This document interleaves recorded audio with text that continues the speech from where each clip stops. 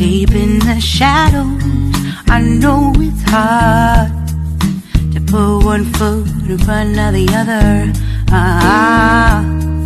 Hello, good morning na naman po. Ito na naman tayo sa ating magluluto na naman ulit tayo ng almusal na napakasimple pero masarap at masustansya, guys. Tara, guys!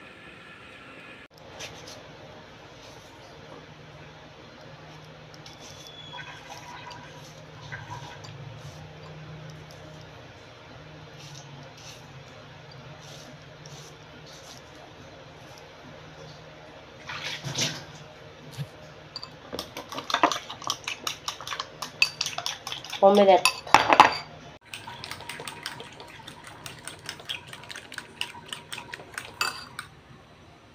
Egg omelette. Egg omelette. Lagyan natin asin.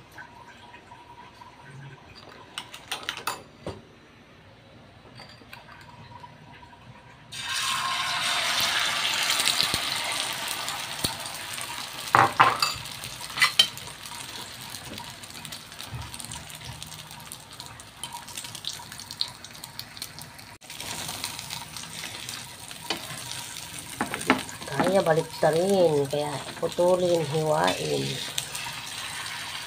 Oh my God. Tunog.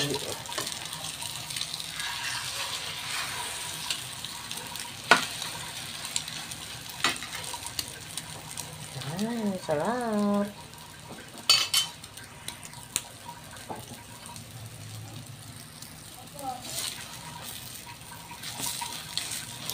Just simply slice the onions, tomato, at saka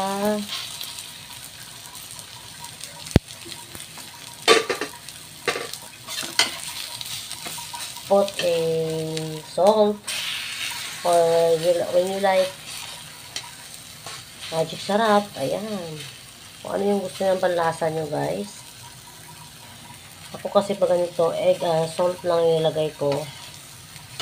Kasi, ang onions is manamis-tamis. Pag lalagay mo sa egg, pag ganitong pagluto, guys, manamis-tamis yung onions. Kaya gustong-gusto ko to. Kung magic sarap kasi may halong tamis na yun. Kaya mahirap na. Kaya salt na lang nilagay ko. Ayan. Pero yung isang dyan, guys, isang lutuan ko nito, lagyan ko ng paminta. Ito naman ang aking panganay ay may paminta. Pwede na to. Yan, masustansya ang egg. Mura na. At masustansya din ang tomato. Yan.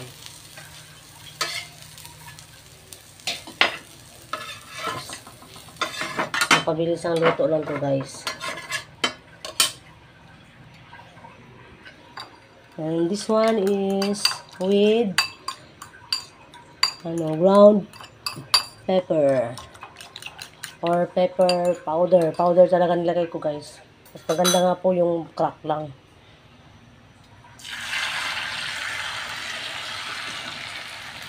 Ito, medyo maanghang yan ng konti kasi may powder na paminta. Yan.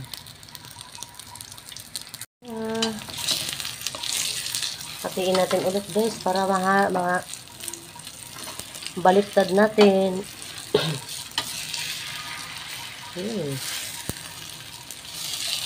Medyo masarap to kasi may paminta. Nakalimutan ko lang kasi, guys, nalagyan yung una kong luto nito.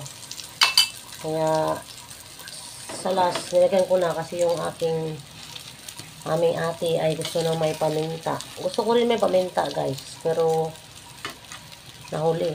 Kalimutan ko. Akin na lang yung walang paminta. O, diba?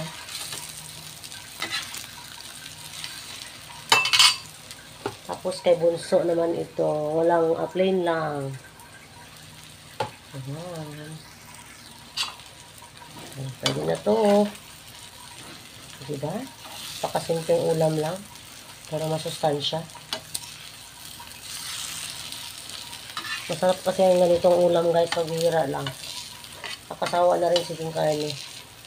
Puro karne. Karne. Nakapanghina ng tuhod siging karne, guys.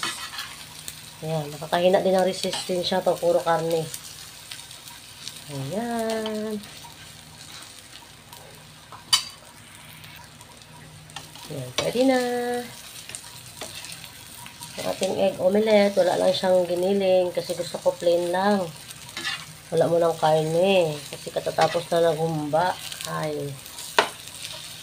Yeah, sabi nga ng doktor, pag puro kayong karne sa isang linggo, pag nagulay kayo, huwag nalagyan ng karne kasi para pampabawi sa lagi yung pagkain ng karne. Kain na natin. Yan ilipat sa ating lalagyan ang may paminta. Pagtabihin na lang natin, di naman yan sila mag-aaway. Ayan. Ayan lang guys, ganun lang kadali. Diba? 3 minuto lang, ulam na. Yan ang ulam namin for today, tonight. Pabilis ang luto kasi mas inuna ang white tea. Diba? Joke lang. Ayan guys.